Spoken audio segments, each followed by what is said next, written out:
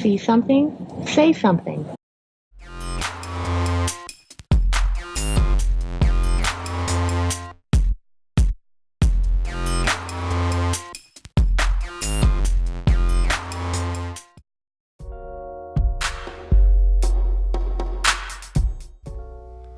Over the years, I've spent countless hours at nighttime just thinking. I've come to love that time because the world's not bothering me and I'm definitely not bothering the world. I know I've spent more time thinking in the nighttime than I have sleeping. Lately I've been taking the time to really look inside of myself and try to figure out why I am and who I am and how I am.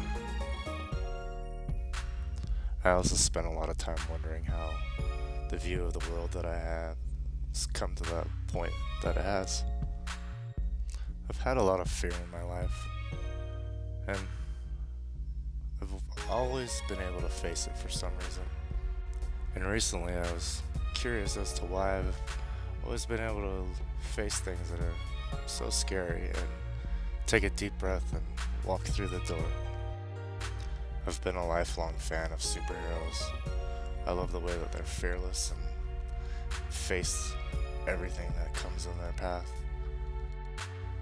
I'm sure a lot of people would agree that superheroes are the symbol of fearlessness in a human being. But I know at 7 years old I witnessed the bravest thing I've ever seen in my 41 years and probably will ever see ever in my life. When our family had the opportunity to go to Berlin, I mentioned how scary things were for me.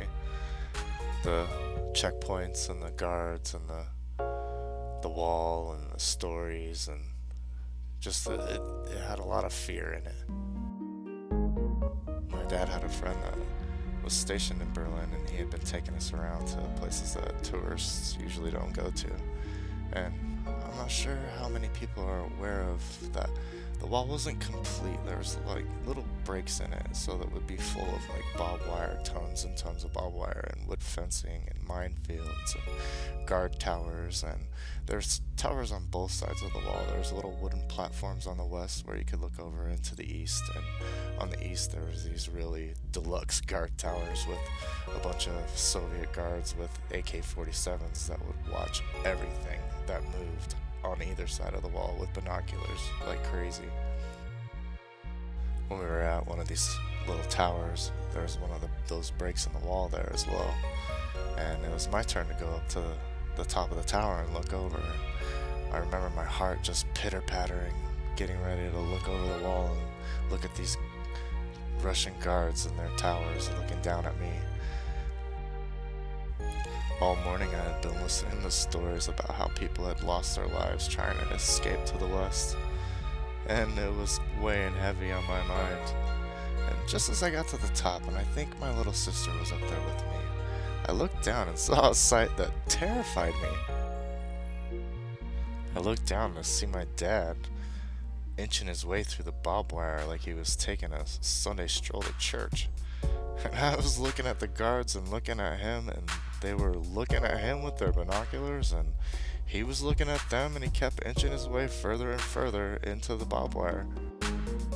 I really couldn't believe what I was seeing. I was wondering, what is he doing?